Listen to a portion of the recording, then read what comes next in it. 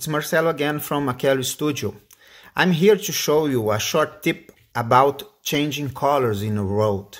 So here I just finished with my dark red and I have to switch to my light red here.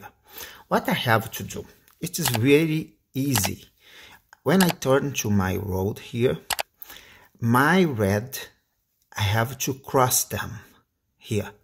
So when I go to pass here, I pass my red there, and my light red have to cross here in this way, like this, to make a nice red, a nice edge around my knitting here. So just pay attention to do this nice crossing here and still knitting until the end of your project. Okay, just this. Take care. Still knitting. Always drink something. Have fun. See you soon.